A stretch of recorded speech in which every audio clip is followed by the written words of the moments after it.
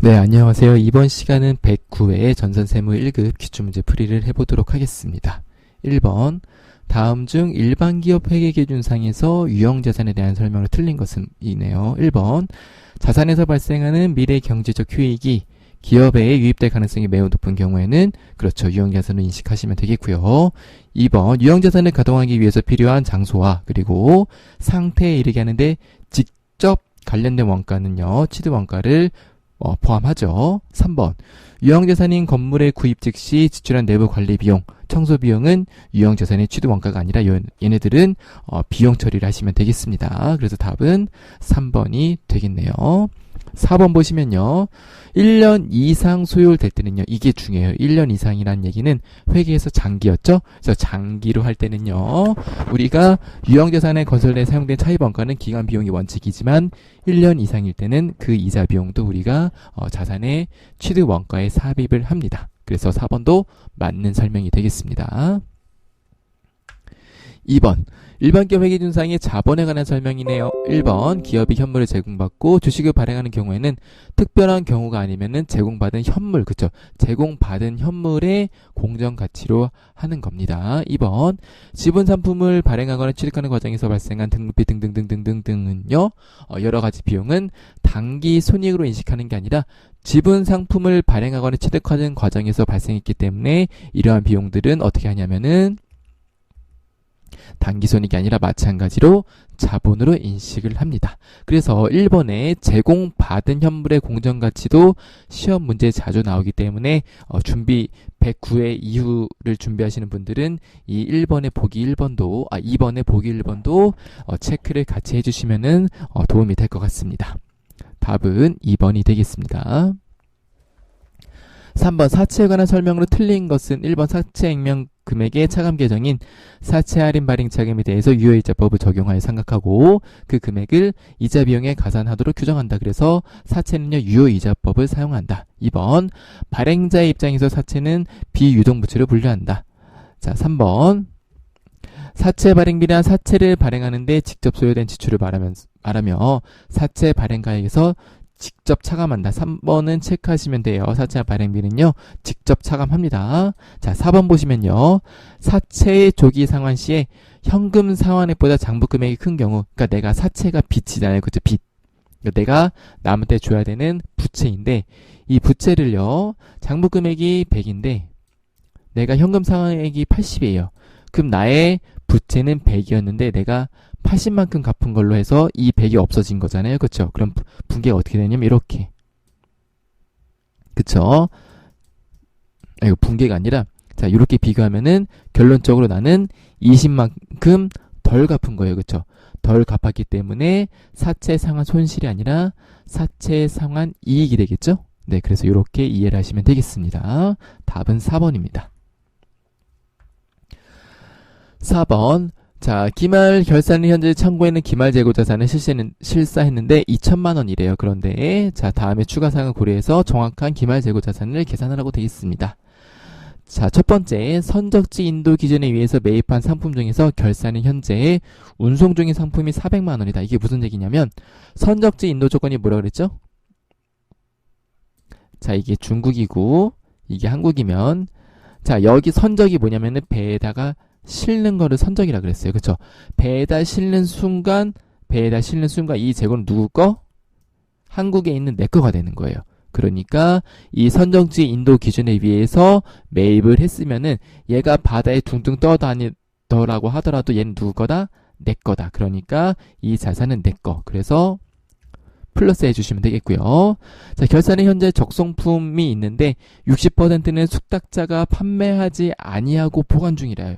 그러니까 내가 300만 원을 팔라고 줬는데 60%는 아직 안 팔렸어요. 그러니까 60%는 나의 재고다. 시용 매출을 위해서 고객이 인도한 상품 중 600만 원 있었는데 그 중에서 고객이 구입이사를 표시한 게 400이니까 나머지 미표시한 거, 그러니까 구입이사를 미표시한 거 200은 내 거. 그 다음에 당해회사가 수탁 판매를 위해서 창고에 보관하고 있는 미판매 수탁 상품, 수탁을 받은 거는 내 게 아닌 거예요. 그러니까 내가 남 거를 팔아주기 위해서 내 창고에 있는 건데 결론적으로 제 건 아니죠. 그쵸? 내가 그냥 잠시 맡아주고 있는 거니까 4번은 영향이 없다. 그래서 자, 빼시면 되겠고요. 그러면 더하면은 어떻게 되냐면은 2000에 400 더하고 60 곱해서 180 더하고 그 다음에 200 더하고 500만 원을 빼면 답이 2번이 되겠습니다.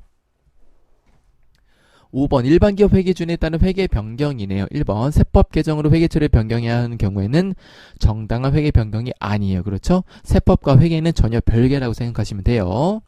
2번 회계 변경 중에서 회계 정책의 변경은 회계 방법이 변경되는 것이므로 소급법을 적용한다. 그래서 그쵸? 정책의 변경은 소급법이다. 3번 회계 정책의 변경에 따른 누적 효과를 합리적으로 결정하기 어려우면 뭘로 한다 그랬죠? 소급법이 아니라 보다 전진법으로 된다. 4번 회계 추정의 변경은 전진적으로 처리하여 단기와 미래 기간에 반영시키는 방법이다. 그래서 제가 회계 변경, 회계 정책의 변경, 회계 추정의 변경 그 공개 강의 자료에 이렇게 메모해 놓은 게 있을 거예요. 그거 항상 보셔야 돼요. 무조건 그 안에서 문제가 나오기 때문에 거기는 내용만 알고 계시면은 문제가 어떻게 변형이 되더라도 모두 맞출 수가 있습니다. 답은 3번입니다. 6번 공손에 대한 설명을 옳지 않은 것은 1번 비정상 공손은 정상적이고 효율적인 상황에서 발생되지 않는 것이기 때문에 영업의 비용을 처리한다. 2번 정상 공손은 효율적인 생산 과정에서 발생하는 공손으로 원가성이 있다고 본다. 그래서 매출 원가를 처리하고요. 3번 공손법 수량을 파악하는 것은 원가 관리와 통제를 위한 것이다. 일단 넘어가 보겠습니다. 4번 공손품은 생산에 사용된 원재료로부터 남아있는 찌꺼기나 조각을 말하는데 판매 가치가 거의 없다. 자, 원재료부터 남아있는 찌꺼기나 조각은 우리가 보통 폐물이라고 하죠. 폐물. 작업 폐물. 그래서 답은 4번이고요.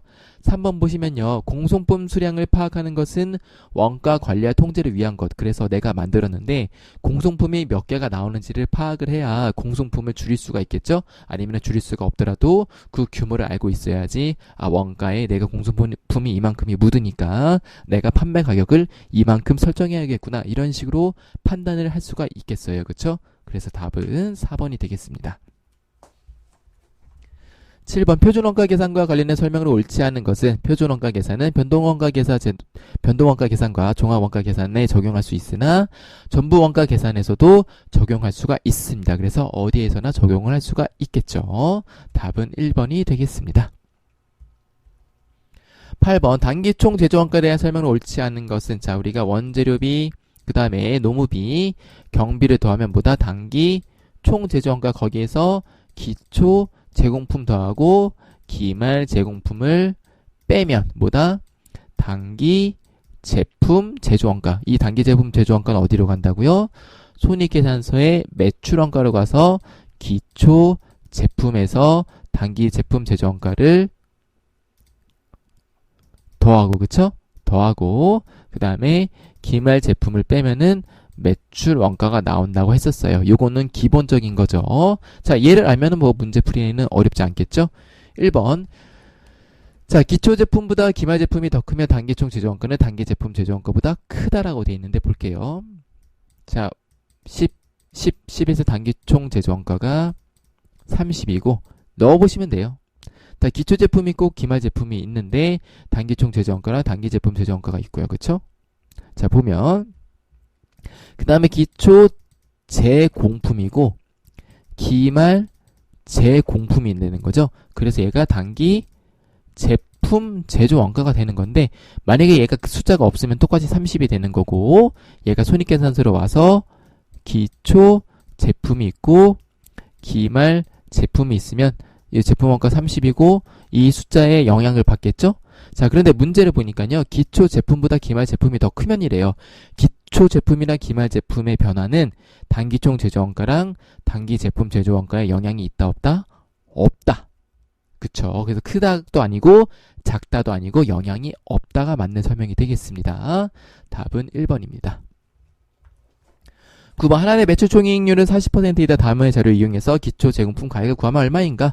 아까 제가 방금 설명드린 단기총 제조원가, 단기 제품 제조원가, 그리고 매출 원가가 어떻게 구성되는지 알면은 그 식에다가 그냥 넣으면은 나와요. 어렵지 않습니다. 자, 그래서 볼게요. 단기 매출액이 2천만 원인데 매출 총이익률은 40%니까 매출 원가는 60%. 그러니까 2천에 60% 곱하면은 1200이 일단 나오네요. 자, 얘 가지고 구하시면 되죠? 자, 그래서 쉽게 구하는 법 어떻게 한다고요?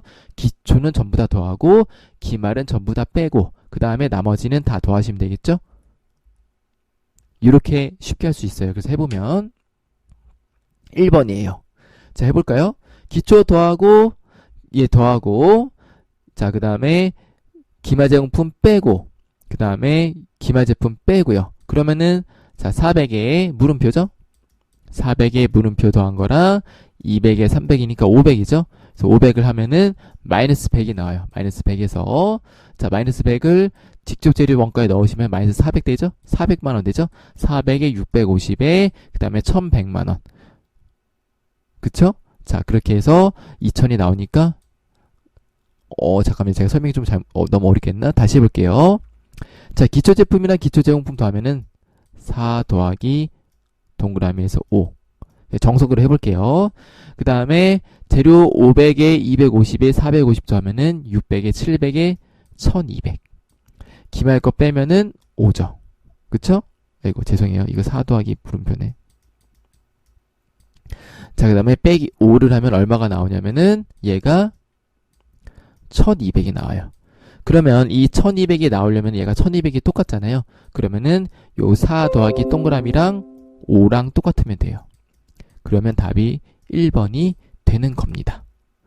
어려우시면 자, 제가 아까 처음에 요 8번 문제 말씀드렸던 원재료, 노무비, 경비 더한 다음에 단기총 구한 다음에 기초 제공품 더하고 기말 제공품 빼서 단기총 최저원가 구하신 다음에 이런 방법으로 하셔도 돼요. 자, 근데 쉽게 푸는 방법을 눈에 익히시면은 그냥 요거는 바로 눈으로 풀 수도 있으니까 연습을 해보시면은 좋을 것 같습니다. 자, 10번. 다음 중 개별원가 계산과 종합원가 계산에 대한 설명으로 가장 옳은 것은 이런 것들은 틀리시면 안 되죠. 개별원가 계산은 소품종 대량이 아니라 다품종 소량. 그래서 조선업, 건설업에 적합하다. 1번이 되겠습니다. 아이고, 옳은 것은 이네. 죄송합니다. 옳은 것은 이네. 2번. 자, 개별원가 계산은 상대적으로 최저원가 계산이 정확하겠죠. 그쵸? 3번. 종합원가 계산은 고객의 주문에 따라서 제품을 생산하는 건설업, 조선업 등의 업종에 적합하다. 얘는 틀린 설명이 되겠고요. 그래서 답은 4번이 되겠습니다. 11번 법인세법상 부당행위 계산에 대한 설명이다. 가장 옳지 않은 것은 자, 부당행위 계산 부위는요. 요건이 있어요. 뭐가 있냐면 자, 당사자 요건이라는 게 있고요. 그 다음에 그냥 해볼게요. 쉽게 얘기할게요. 자, 그래서 특수 관계자 간에 특수관계인 간에 어떠한 행위가 있어야 돼요. 어떠한 행위가 있어야 되는데, 이 행위가 부당해야 돼요. 부당해야 되고, 자, 그 다음에 이 행위의 결과로 조세 부담을 부당하게 감소시켜야 돼요. 그래서 이 세 가지 요건을 만족시켜야 우리가 부당행위 계산이라고, 부당행위 계산 부인이라고 해요. 결과가 있어야 됩니다. 중요한 거. 자, 그래서 볼게요. 자, 1번 특수관계인 간 자산을 고가 양도한 경우에도 양도자가 법인인 경우에는 양도한 법인은 별도의 세무조정이 필요하지 않다라고 돼 있는데, 자, 그 다음에 2번 금전대유의 경우에는 그 시가는 가중평균 차입 이자율을 원칙으로 하고요. 1번은 일단 제가 다시 설명드릴게요. 3번 보시면 특수관계인과의 거래가 아니더라도라고 돼 있는데 특수관계인 간의 거래이어야 돼요. 특수관계인 간의 거래가 아닐 경우에는 부당행위 계산 부인이 적용이 될 수는 있는데 되게 예외적이거든요. 그래서 3번도 일단은 특수관계인 간의 거래가 아니더라도 부당한 조세의 감소가 있으면은 부당행위 계산의 부인의 대상이 될 수는 있어요. 좀 지문 자체가 좋진 않아요. 좋진 않지만 이 중에서 고르라고 하면은 답이 3번밖에 없어서 3번을 고르시면 되겠고요. 제가 아까 부당행위 계산이 특수관계인 간에 부당한 행위가 있어야 된다는데 이 부당한 행위의 판단 기준이 요거예요. 4번, 보기 4번. 금전 대여 등 일정한 거래에서 시가의 거래 차익이 3억 원 이상이거나 시가의 5% 이상인 경우에는 부당하다고 보는 겁니다. 자, 1번 보시면요. 좀 어려울 수 있는데요. 특수관계인 간 자산을 고가 양도한 경우에도 양도자가 법인인 경우에 양도한 법인은 별도의 세무조정이 필요하지 않다라고 돼 있는데 왜 그러냐면 자, 우리가 자산을 할 때, 우리가 보통 부당행위 할 때는요, 저가 매입, 고가 양도는 보통 하지 않아요. 왜 그러냐면, 그러니까 거꾸로 얘기하면,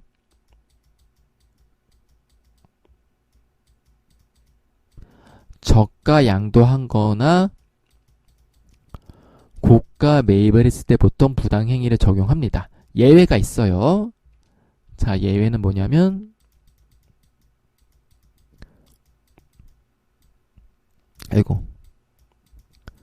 저가 매입을 했을 때 예외가 있는데, 요 예외는 제가 몇 번 설명을 드렸기 때문에 뭔지 기억이 나실 수도 있을 것 같아요. 그래서 특수관계가 있는 개인한테 유가증권을 저가 매입했을 때는 요럴 때는 예외적인 게 있는데, 일반적으로 부당행위는 저가 양도와 고가 매입밖에 안 한다. 그래서 얘는 뭐다?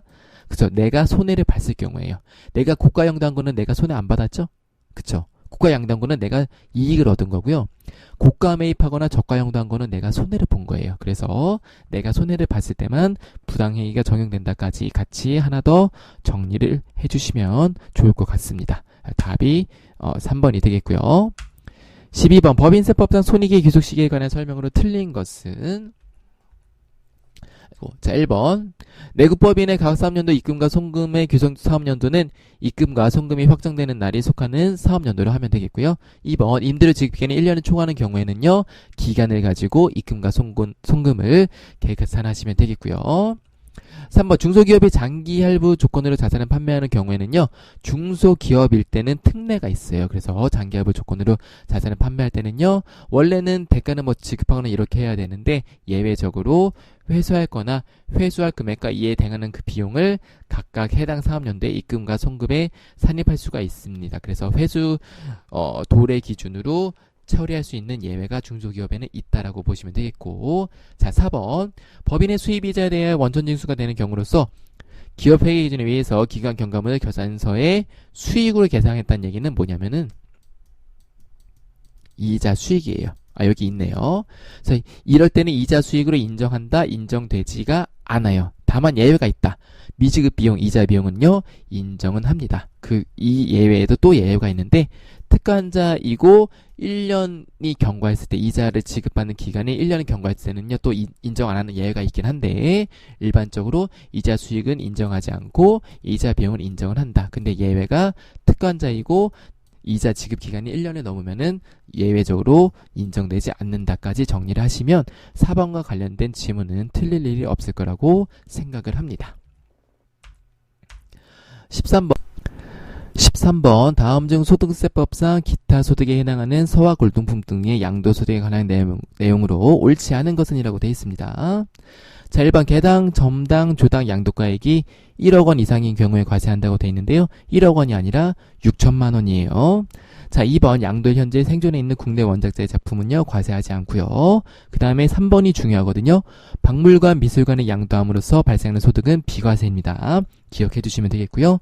4번 골동품은 제작 후 100년이 넘은 것을 말하고요. 하나 더 여기다 정리해 볼게요. 뭐가 있냐면, 자, 분리과세 대상인 게 있어요. 그래서 우리가 기타 소득을 분리과세하는 게 있고 종합과세하는 게 있는데, 분리과세 대상 중에서 서와 골동품도 분리과세 대상에 속합니다. 그래서 분리과세 대상에 속하는 게 첫 번째는 서와 골동품, 두 번째는 우리가 연금소득에서 연금에 수령하는 게 있어요. 연금에 수령하는 있거든요. 연금의 수령이라고 기억만 하시면 되겠고요. 세 번째는 복권 당첨금. 자, 그래서 당첨이죠. 당첨금. 그래서 요거까지 정리를 해주시면은 요거랑 살짝 변형된 문제들도 모두 다 준비를 할 수 있을 거라고 생각을 합니다. 답은 1번이 되겠고요. 14번 거주자 유석재 씨는요, 연예인 자격으로 받았는데요. 자, 옳은 것은 보겠습니다. 자, 우리가 연예인들은요, 기본적으로 뭐냐면은 이렇게 계약금 받는 거는 기본적으로 뭐다? 사업소득이다. 그리고 기간에 걸쳐서 되면은 1년 이상이면 어떻게 한다고요? 당연히 기간에 걸쳐서 인식해야 되겠죠? 자, 지금 봤더니 2년인데요. 2억을 수령했으니까요. 1월 1일 날 수령했죠? 그러면은 2023년 거는 얼마다? 1억이 되겠죠? 그리고 사업소득이다. 이렇게 해서 답은 2번으로 바로 풀 수가 있겠습니다. 15번 부가지세법상 수정세금계산서의 발급 사유와 작성 일자를 잘못 연결한 것은 1번 필요적 기재의 사항 등이 착오로 잘못 기재된 경우에는 당초 세금계산서의 작성일, 2번 당초 공급한 재화가 환입된 경우에는요 당초 세금계산서가 아니라 보다 환입된 날짜로 해주시면 되겠습니다. 잠깐 쉬었다가 실기로 넘어가 보도록 하겠습니다. 네, 실기입니다. 1번 당사는 신주 만주를 1주당 5,200원에 발행했고 전에 보통예금 계좌로 납입을 받았대요. 신주 발행 비용은 60만 원이고 현금으로 지급했다. 회사에는 현재 주발초 잔액이 없습니다. 그러니까 주발초는 고려하지 않으셔도 되겠고요. 자, 해볼게요.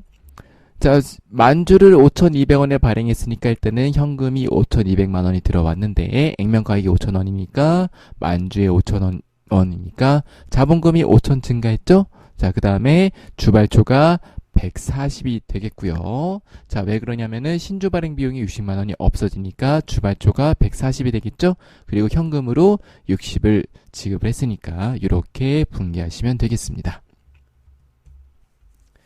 2번 정기에 수출한 미국 ABC의 외상매출금이 전액 회수가 되었대요. 자, 그런데 봤더니 2022년 12월 31일 이전에 발생을 했네요. 그쵸? 그래서 2022년 12월 31일에 뭐 했다? 결산하면서 외화평가했겠다. 그러면 장부금액은 얘가 되는 거죠. 그쵸? 그래서 외상매출금 잔액이 1380인데 내가 받은 돈이 얼마다?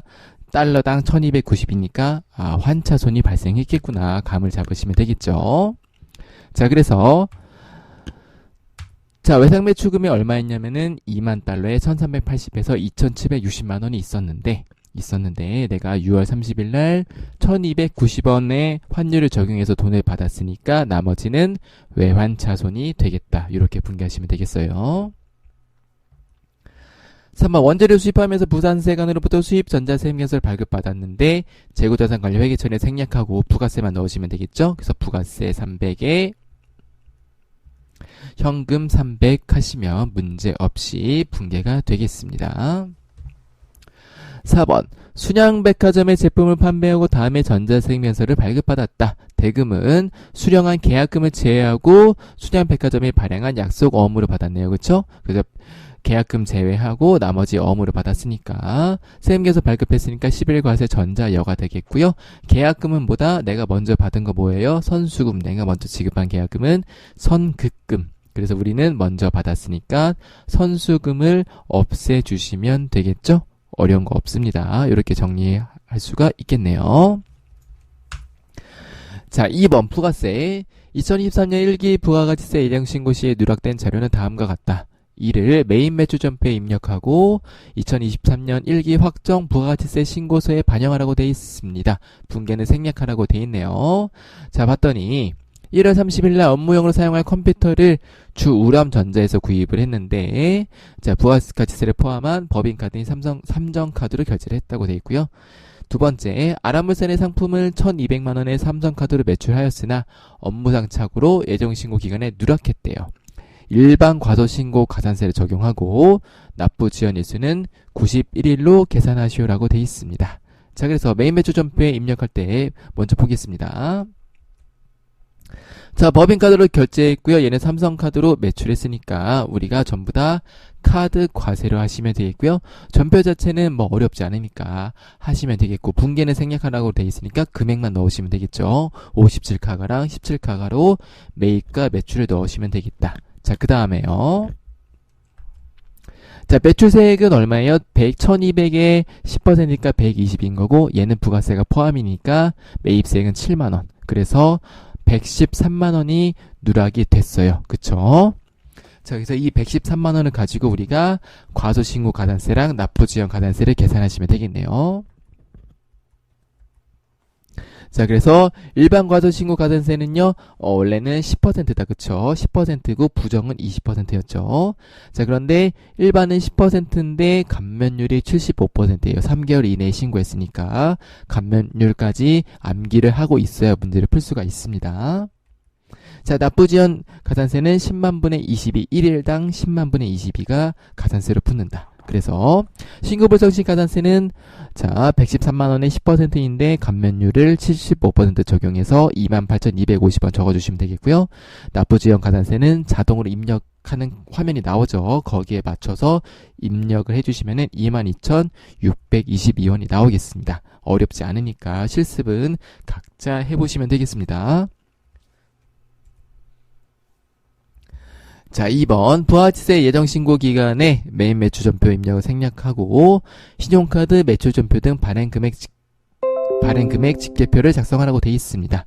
그래서 신용카드랑 현금 영수증이 이렇게 발행이 되어 있는데 봤더니 신용카드 매출전표 및 현금 영수증 발행본 중에서 세금계산서를 이중으로 발급한 게 있나봐요. 그래서 첫 번째는 이 내용을 다 입력하시면 되겠고요. 두 번째는 그 중에서 세금계산서 발급한 거를 별도로 또 단순히 입력을 해주시면 되겠습니다. 배점이 2점인 거 보니까 단순 입력만 하시면 되겠네요.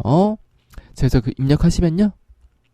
자, 이렇게 있는 거 그대로 과세랑 면세랑 나눠서 신용카드인지 현금 영수증인지 구분해서 입력을 해주시면 되겠고요. 그 다음에 세금계산서 발급한 거 아까 440 있었죠? 여기는 공급 대가로 입력하셔야 돼요. 그래서 440을 입력을 해주시면 되겠습니다. 자, 3번 당사는 과세 및 면세 사업을 겸용하는 사업자이다. 아래의 자료를 이용해서 2023년 2기 확정 신고 기간에 대한 공제받지 못한 매입세 명세서를 작성하라고 되어 있습니다.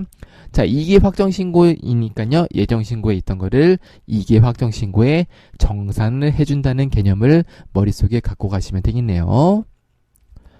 자, 그래서 거래처에 보낸 선물이니까 얘는 된다 안 된다? 접대비니까 안 되겠죠. 자, 그 다음에 공장에서 과세면세 사업에 공통으로 사용할 기계장치를 매입했고 전자장비를 발급받았으니까 얘는 공통 매입세. 그래서 입력하는데 보시면요. 공제받지 못한 매입세액이 있고요. 공통 매입세액이 있어요. 그래서 공제받지 못한 매입세액 불공은요. 공제받지 못한 매입세액에 넣어주시면 되겠고요. 이 두 번째 점에 있는 거는요. 공통 매입세액에 넣어주시면 돼요. 이해 가시나요? 그쵸? 그래서 처음에 구분을 한 다음에 자, 나머지 여기 있는 정보는 그대로 입력을 해주시면 되겠죠. 뭐 어려운 거 없으니까 각자 입력을 해보시면 되겠습니다. 자, 3번 결산전표 입력입니다. 1번 2023년 5월 1일 일시적으로 건물 중 일부를 임대를 하고요. 선수 수익으로 회계 처리했대요.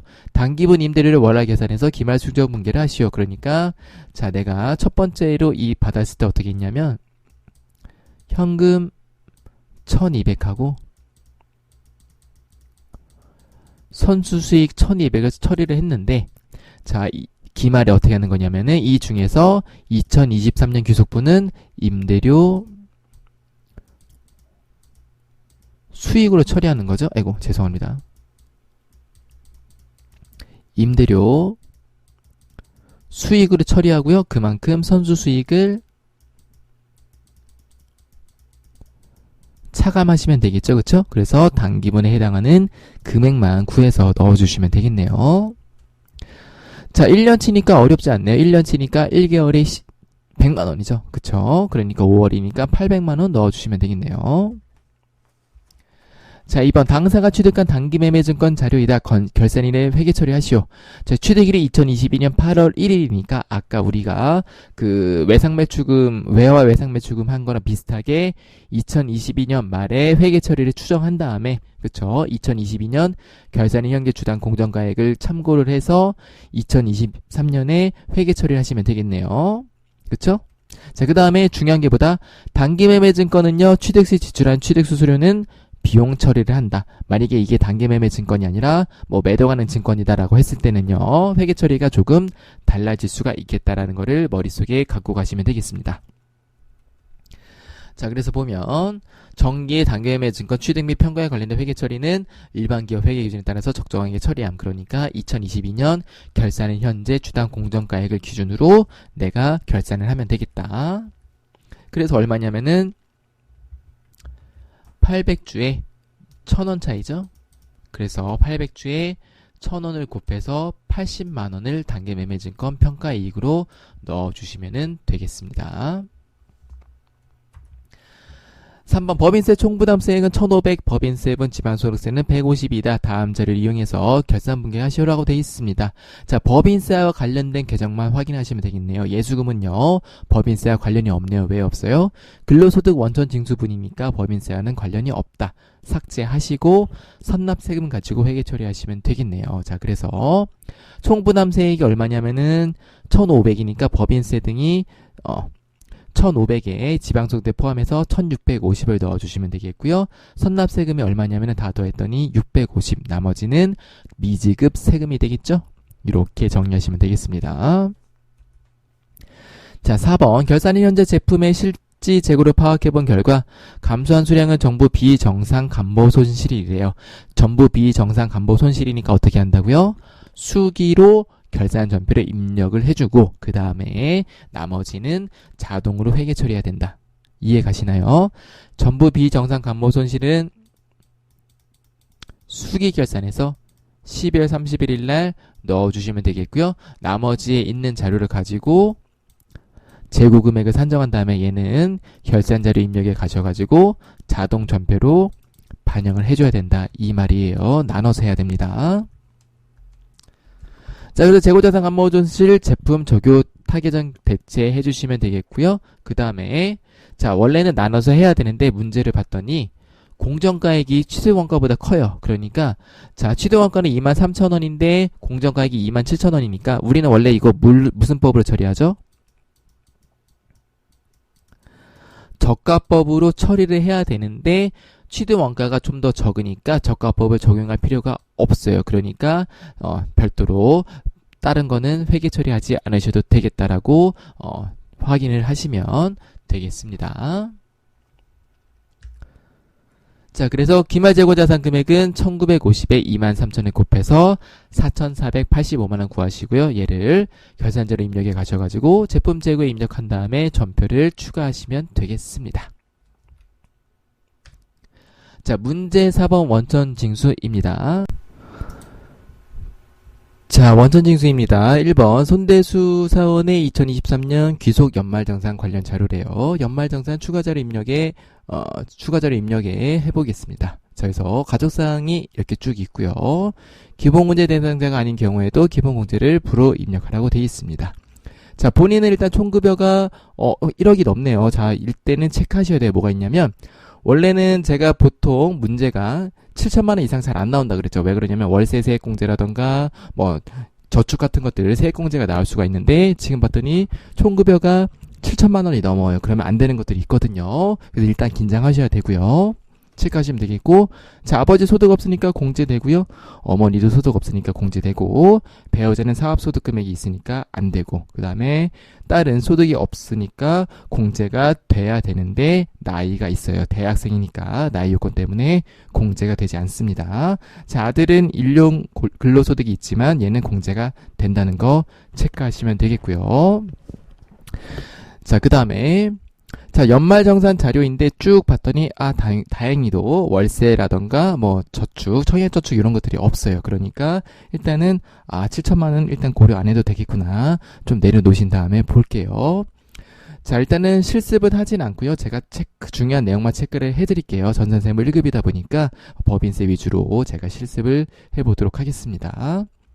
자, 보험료 봤더니요, 본인 거 되고 딸은 안 되죠, 그쵸? 기본공제 아니었으니까. 자, 그 다음에 교육비 봤더니 본인 거는 되고요, 딸 거는 되는데, 자, 아들 거는 봤더니 방과후 가족 수업비가 50만원이 있고요, 교복 구입비가 60만원 있는데 한도가 있다. 얼마다?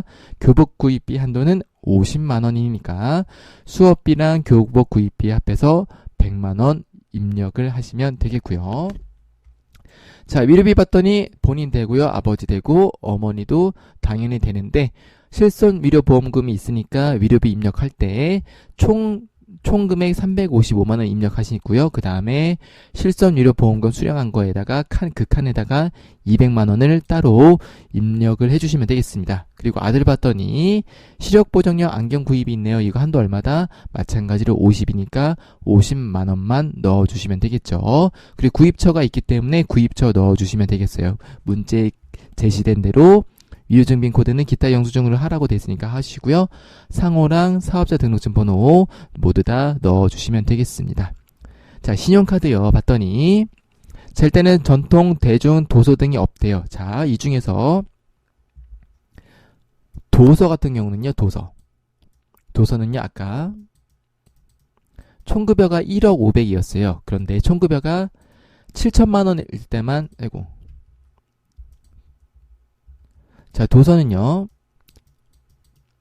총급여가 7천만 원 이하인 사람만 돼요. 그런데 다행히 사용분이 없대요. 있다고 하면은 이제 여기서 또 내용이 조금 더 어려워지겠죠. 그렇죠? 근데 없다고 돼 있기 때문에 이거 총급여 7천만 원 넘는 거는 다행히 고려하지 않아도 문제풀이에는 지장이 없다는 거를 체크해 주시면 되겠고요.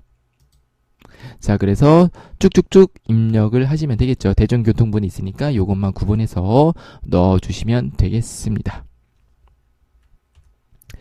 네, 그 다음에 2번. 자, 원천징수 이행상신고서에 요거 2개 기타 소득이랑 사업소득 입력하시면 되겠죠. 그 다음에 전업미환가세액 체크해서 입력하신 다음에 전자신고하시면 되겠는데요. 자, 일시적 강의이고 외부 강사에게 지급된 거니까 잘 사업소득인지 기타 소득인지 체크하시면 되겠고요. 기타 소득 일시적 강의도 필요 경비 60% 인정되는데 자동으로 프로그램이 들어가는 거죠. 그래서 그냥 그대로 제가 말은 길었지만 1번, 2번 그냥 그대로 입력하시면 되겠고요. 3번 잘 체크하셔가지고 전자신고를 눌러주시면 되겠습니다. 자, 이제 잠깐 또 쉬었다가 법인세로 넘어가 볼게요. 자, 법인세입니다. 1번 다음 제를 이용해서 접대비 조정 명세서를 작성하고 필요한 세무 조정을 하라고 되어 있습니다. 자, 먼저 미리 말씀을 드리면 이 접대비 문제는요. 자, 근래에 나온 기출문제 중에서 가장 어려운 편에 속해요. 그래서 정신을 바짝 차리고 설명을 들으셔야 돼요. 그 109회 이후를 준비하시는 분들한테는 상당히 좋은 문제고 109회를 보신 분들한테는 조금 어려운 문제가 됐었을 것 같습니다. 자, 수익금의 조정 명세서 내역은 쭉 있으니까요. 우리가 특간자인 거나 특간자가 아닌 거를 잘 구분해서 넣어주시면 되겠고요. 근데 봤더니 특수관계에 대한 제품 매출액이랑 상품 매출액이 나눠져 있으니까 합계로 넣어주셔야 돼요. 시험장에서 이런 게 잘 안 보이거든요. 잘 체크를 해주셔서 넣어주셔야 되겠고요. 자, 그 다음에 장부상 접대비 내역이 있는데 자, 폼은 비슷해요. 폼은 유사한데 이 입력하는 게 조금 어려울 수가 있어요. 그래서 보면 일단은 접대비 판제가 나눠져 있는데 일단은 이거는 무시하시고 그냥 보시면 되는 거고요. 자, 봤더니 자, 건당 3만원 초과랑 3만원 이하가 있어요. 그쵸? 3만원 초과가 있고 3만원 이하가 있는데 일단은 3만원 이하는 징빙에 상관없이 비용이 전부 다 인정이 된다는 거를 먼저 깔고 가셔야 돼요. 이걸 먼저 알고 계셔야 되고요. 자, 3만원 초과분에서 개인카드 사용분은 당연히 된다, 안 된다? 안 된다는 거를 일단은 우리가 체크를 해야 되겠다. 그쵸? 그 다음에 자, 접대비 계산할 때는 판관 제조가 상관은 없는데 제가 방금 없다고 말씀을 드렸는데 우리가 그 계정 과목에 입력할 때는요. 판관 제조는 나눠주셔야 된다는 거 유의를 좀 부탁드리겠고요. 자, 그 다음에 접대비 중에는 다음 항목이 포함되어 있대요. 근데 법인카드 사용액 중에서 포함이 되어 있대요. 그러니까 어떻게 되는 거냐면 보세요. 개인카드 사용한 거는 이건 된다 안 된다? 안 되죠. 그러니까 증빙불비예요. 증빙불비 때는 소득 처분이 기타 사배 유출이고 증빙이 아예 없다. 증빙이 아예 없으면 상여예요. 요거는 참고하시면 되겠어요. 근데 증빙이 아예 없는 게 아니라 증빙이 있는데 개인카드 쓴 거니까 요거 87만 2,900원이랑 52만 5천원은 뭐 해야 된다? 우리가 이따가 기타 사회 유출을 처리해야 된다. 기억하시면 되겠고요. 자, 그 다음에 요 첫 번째 점은 요거예요. 요거는 제가 색깔을 빨간색으로 해볼게요. 요거에 해당하는 분이에요. 그렇죠? 요거. 자, 여기에는 대표이사가 개인적인 용도로 지출을 법인카드로 결제한 금액이 97만원이 있으니까 이거는 이거는 소득 처분을 상여로 송금배산입을 따로 하셔야 된다. 그쵸? 그 다음에 문화접대비를 지출한 금액이 있으니까 문화접대비를 지출한 거는 한도 계산이 따로 들어가죠. 그쵸? 그래서 기본 한도에 일반 한도 더한 거에 20%라 문화접대비를 사용한 500에 둘 중에 작은 금액이 접대비 한도액으로 들어가겠죠. 그래서 이거는 별도로 입력을 우리가 나중에 해야 된다는 걸 체크를 해주셔야 되겠고요. 자, 그 다음에 접대비 제조원가 3만원 초과분 개인카드 사용에는 경조사비가 포함되어 있으니까요. 요거는 경조사비에다가 별도로 입력을 해줘야 된다. 그러니까 52만 5천원은 기타 사회 유출인데 그 중에서 경조사비로 따로 입력을 해줘야 된다는 거를 우리가 체크를 하시면 되겠어요. 자, 일단은 세무조정도 많고 하기 때문에 정신을 바짝 차리고 우리가 입력을 해볼게요. 자, 그래서 보시면 자, 항상 법인 조정할 때는 어떻게 한다고요? 회사를 바꿔야 된다. 자, 그 다음에 접대비죠.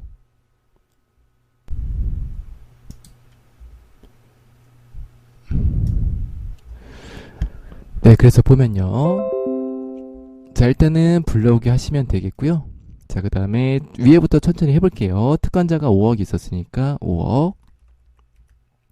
자, 그 다음에 문제를 봤더니 일단은 52만 5천원이랑 87만 2,900원이 들어가 있는 거를 확인할 수가 있겠고요. 천천히 보겠습니다. 넣었으니까 필요 없고 대표이사 개인용도 사용한 거 97만원 있으니까 사적 사용 경비 97만원 넣어주시면 되겠고요. 그 다음에 문화접 대비 있네요. 500만원. 문화접 대비는 가표에 있습니다. 500만원. 자, 그 다음에 나머지는 경조사비는 아까 여기 있는 거 확인했죠. 그쵸? 그래서 나머지는 이렇게 정리할 를 수가 있겠고요. 자, 입력 다 했으면 조정 등록 가셔가지고요. 조정하시면 되겠죠. 그래서 봤더니 자, 사적 경비 97만원 나오고요. 신용카드 미사용액은 친절하게 나온 거를 확인할 수 있습니다. 그래서 얘도 상여로 입력하는 거 확인했고요. 별도로 입력하는 거 확인했죠. 자, 증비불미도 있는 거를 체크할 수가 있겠습니다. 그래서 자, 일단은 다 있네요. 그쵸? 있는 거 다 있으니까 나머지는 우리가 세무 조정을 그냥 그대로 반영을 해주시면 되겠습니다. 자, 그래서 접대비 중 사적 경비 그대로 입력하셔도 돼요. 얘는 상여였죠. 그 다음에 신용카드 미사용 얘는 기타 사유출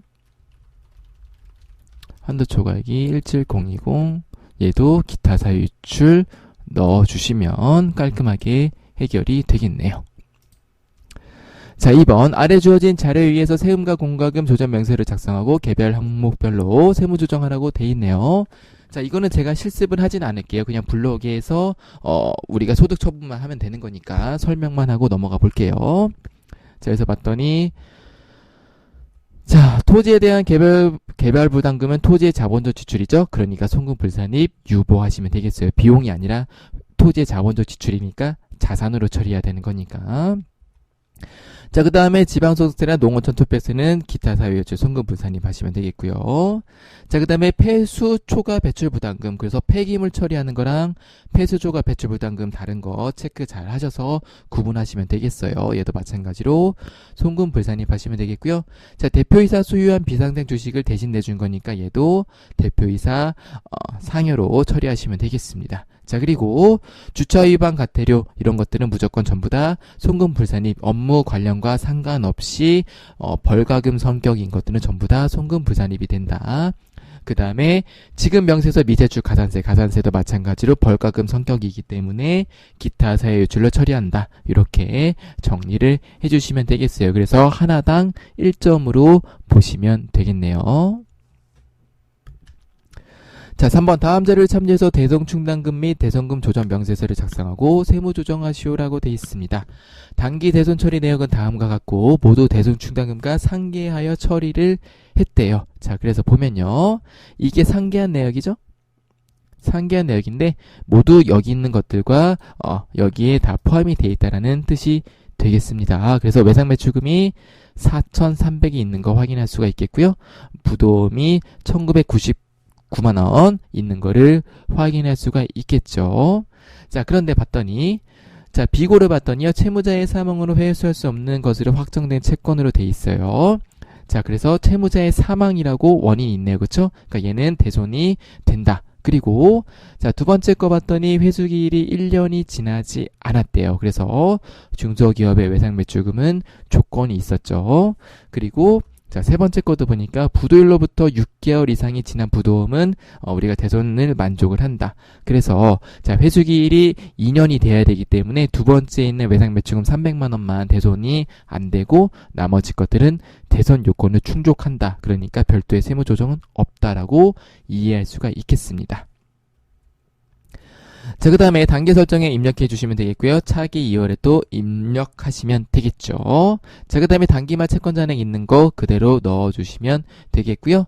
정기말 자본금과 적립금 조정명세서의 일부가 있는데 대손충당금의 기말잔액은 어떻게 한다고요? 기계적으로 단기에 송금 산입한다. 기계적으로 무조건 해야 돼요. 그래서 요거는 1점짜리니까 넘어가시면 안 되겠죠. 체크하셔서 반드시 세무조정 넣어주시면 되겠고요. 기타 내역이 대손 설정률은 1%로 가정한다고 돼 있으니까 1%로 설정하시면 되겠습니다. 자, 그래서 얘도 실습을 같이 한번 해볼게요.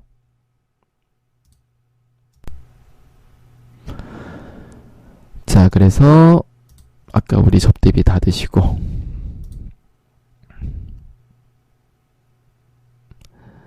자, 대손 가셔가지고요. 대손도 천천히 해보도록 하겠습니다.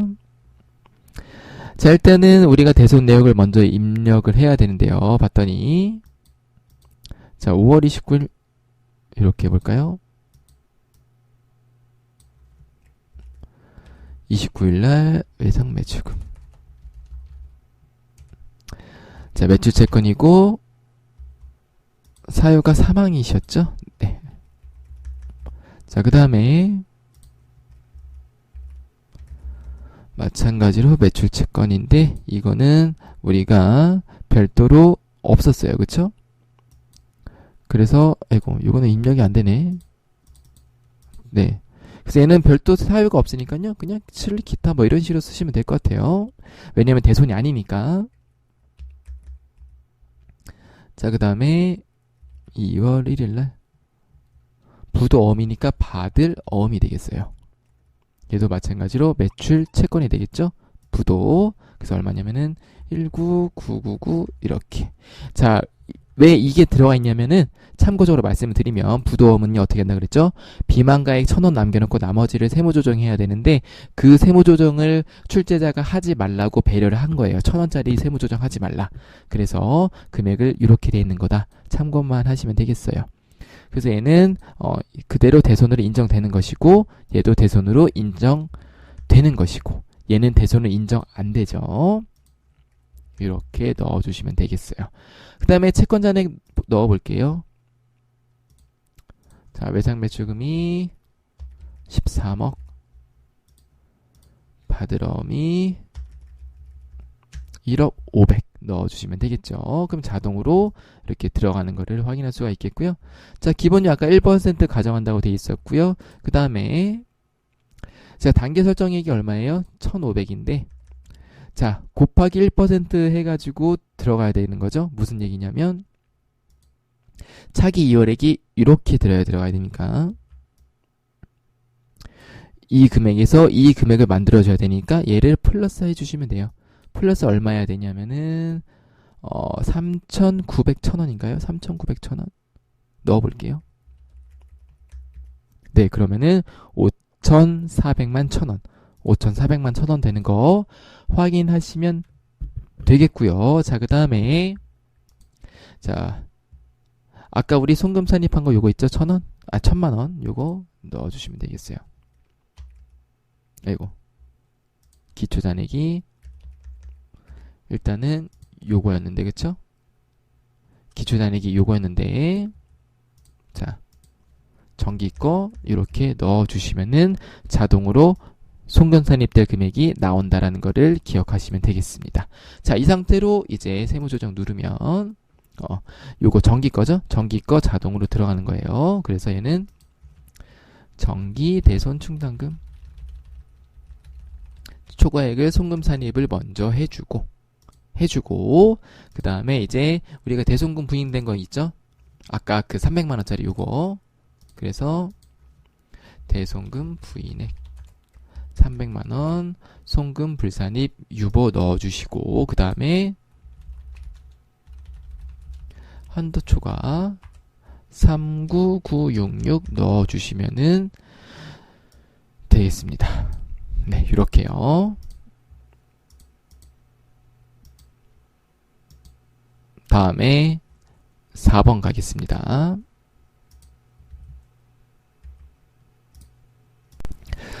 다음 제를 이용해서 자본금과 적립금 조정 명세서 중에서 2월 결손금 계산서 관련된 내용만 넣으라고 돼 있어요. 그 다음에 법인세, 과세표준 및 세액 조정 계산서를 작성하시라고 돼 있습니다. 그래서 2월 결손금을 먼저 입력을 해야지 우리가 법인세, 과세표준 및 세액 조정 계산서에서 2월 결손금을 구해서 넣어줄 수가 있겠죠. 자, 그래서 세무상 결손금은 어떻게 된다고요? 2019년 이전 발생분은 10년, 그 이후 발생분은 15년까지 2월이 가능하다. 자, 그래서 2009년에 발생한 거는 발생한 것부터 해서 10년이 안 됐기 때문에 자, 얘는 2월 기간이 안 되기 때문에 체크를 해주시면 되겠고요. 자, 그 다음에 입력할 때 유의하시면 되겠고, 그 다음에 기타 내역 봤더니 기한 내 2월 결손금은 단기에 공제하기로 하고 당세는 장부 등 증빙을 보관하고 있다. 그리고 쭉 봤더니 최저한세는 검토하지 않기로 한다. 원래 법인세, 과세표준 및 세액조정 계산서 할 때 항상 세트로 나오는 문제가 뭐였죠? 최저한세 계산해야 돼요. 왜 그러냐면 실제로 내가 계산한 세액이랑 최저한세 계산한 세액이랑 비교를 해서 최저한세가 더 크면 최저한세 기준으로 세금을 내야 돼요. 자, 원래는 그렇게 해야 되는 건데 문제를 조금 쉽게 냈기 위해서 2월 결손금 문제가 있으니까 최저한세까지 내면은 문제 사이즈가 너무 커지니까 출제자 분께서 최저한세는 검토하지 말라라고 배려를 해주신 겁니다. 그러니까 최저한세는 검토하지 않으셔도 상관이 없다. 그 다음에 원천납부세액 같은 거 있는 거 확인하시면 되겠고요. 분납이 없으니까 분납 없구나 라고 확인도 같이 하시면 되겠습니다. 그래서 얘는요, 그냥 입력만 하면 자동으로 들어갈 거예요. 한번 같이 해볼게요. 자, 일단은 자본금과 적립금 조정 명세서부터 가볼게요. 자, 어딨죠? 네. 자, 여기서 보시면은 메뉴들이 쭉쭉쭉 있는데 2월 결손금만 넣으라고 되어 있었죠? 그래서 있는 거 그대로 넣으시면 돼요. 문제 있는 거. 그럼 자동으로 프로그램이 계산해 줄 거예요. 자, 그래서 2009년에 자, 발생액이 1억 3천인데 보시면은 2022년까지 공제된 2월 결손금이 기공제액이 되겠죠? 5천. 자, 그 다음에 2021년에 9천.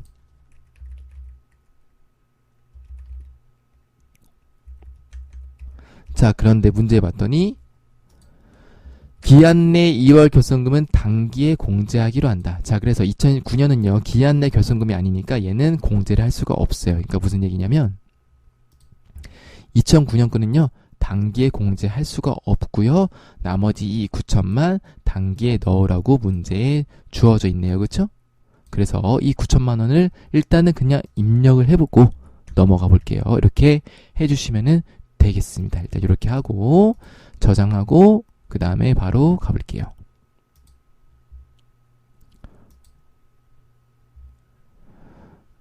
아이고.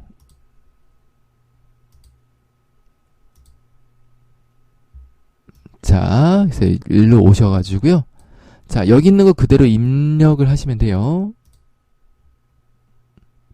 불러오게 하시면 안 되고요. 문제 따로 있으니까. 자, 그래서 100-850 입금산입 32850 송금산입 12950 자, 그래도 넣으시면 되겠고요.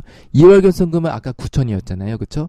1억 2천인데 아까 9천이었으니까 그대로 9천 넣으시면 돼요. 만약에 이게 1억 2천이 아니라 5천이다 이렇게 되면은 여기 있는 2월 결손금도 수정을 해야 되겠죠. 맞으니까 일단 이제 꺼도 됩니다. 그래서 9천. 자, 그 다음에 넣으시면 되겠고요. 그 다음에 뭐가 있냐면은 세액 감면 같은 것들이 있고 그 다음에 원천납부세액이 있는데요. 자, 최저한세를 대상을 확인하지 않기로 했기 때문에 자, 여기 보시면 52만원이 있고요. 아이고. 자, 52만원 있고 연구인력 개발세액 공제가 20만원이 있는데요.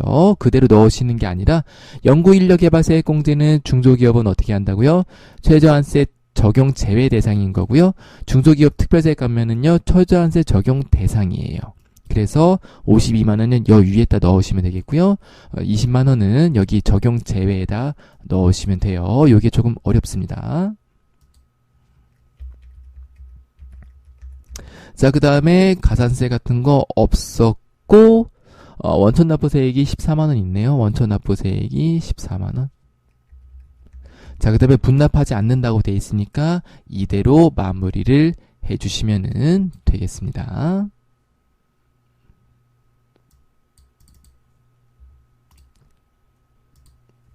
네, 저장하고 나가겠습니다. 자, 마지막 5번입니다. 다음 자료 이용해서 가산세 계산서를 작성하라고 돼 있네요. 자, 가산세 봤더니 당사가 지출한 금액 중 아래의 항목을 제외한 모든 금액은 적격증빙 서류를 갖추고 있대요. 그 무슨 얘기예요? 이 금액들은 적격증빙 서류가 없다는 뜻이 되겠네요. 그렇죠? 그런데 아까 접대비에서도 했지만 3만 원 이하는 괜찮다. 3만 원 초과는 안 된다. 소모품비 봤더니 440인데 전부 거래 건당 3만 원 초과 금액이니까 얘는 우리가 증빙 불비 가산세를 내야 된다. 자, 그리고 임차료 봤더니요. 일반 가제된 임대인에게 임차료를 금융기관을 통해서 지급하고 법인세 신고 시 송금 사실을 기재한 경비 등 송금 명세서를 첨부를 했다라고만 돼 있고요. 자, 2023년 1월 지급분에 대한 일용근로소득 지급 명세서를 격리 담당자의 단순 실수로 2023년 3월 10일에 제출했대요. 일용근로자에 대한 임금 지급 총액은 3천만 원이다. 자, 이 5번도요. 아마 시험장에서 시험 문제를 푸셨던 분들은 상당히 당황하셨을 거예요. 자, 왜 그러냐면요. 자, 이거 자체가 내용이 되게 어렵고요. 자주 나오는 문제가 아니에요. 그래서 아마 많이들 어려우셨다고 저도 말씀을 전달을 받았는데, 자, 일단 보면 뭐가 있냐면요. 자, 첫 번째. 자, 이 소모품비는 많이들 쓰셨을 거예요. 442.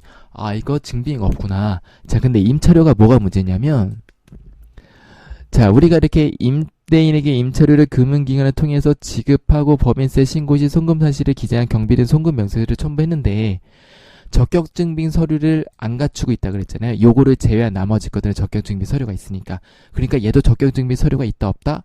없다는 뜻이에요. 그런데 비고 내용을 읽어보니까 이게 적법한 것 같아. 근데 적격증빙 서류는요, 부가세에서 얘기하는 세금계산서 같은 것들 얘기하는 거예요. 그러니까 임차료도 원래는 세금계산서를 내가 받았어야 되는데 세금계산서를 발급받지 않고 그냥 금융기관을 통해서 돈만 송금한 거예요. 그러니까 증빙이 없다는 뜻이에요. 그래서 복류생비는 건당 3만 원 이하이기 때문에 얘는 생각하지 않아도 상관없는데 나머지 얘네들은 적격증빙이 없기 때문에 가산세를 물어야 된다. 그 다음에 두 번째, 자, 일용근로소득 지급 명세서가요, 개정이 몇 번 됐어요. 과거에는 반기에 한 번씩 뭐 이렇게 하다가 분기에 한 번씩으로 하다가 이번에 어떻게 바뀌었냐면은 월에 한 번씩 해야 돼요. 월에 한 번씩. 그래서 1월 지급분에 대한 것들은 언제까지 해야 된다고요? 3월 10일이 아니라 2월 10일까지 해야 돼요. 그 다음 달에 10일. 왜 일반적으로 원천징수 신고할 때 같이 해야 돼요. 그런데 안 했기 때문에 얘도 가산세가 있는 거예요. 그래서 가산세는 정리하면, 자, 이렇게 되는 거예요. 이렇게 되는 건데 추가적으로 포인트 하나 또 있어요. 뭐냐면은 1개월 이내에 지급하면은 가산세가 50% 감면이 돼요. 2월 10일까지인데 3월 10일 날 했잖아요. 그러면 2월 10일 기준으로 3월 10일까지 했으니까 가산세가 50%가 감면이 됩니다. 되게 어려운 문제예요. 자, 그래서 얘도 실습을 일단은 해볼게요. 자, 보면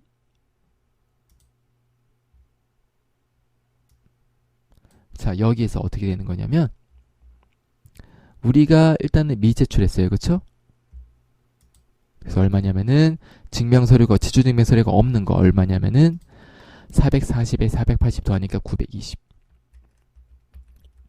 자, 이렇게 하시고요. 그 다음에 일용근로 이거 안 냈죠? 미제출? 미제출이에요. 신고 기한 내 신고 안 하면. 그래서 75,000원인데 여기에서 50%니까 37,500원. 이렇게 바꾸시면 안 되고 다시 해볼게요.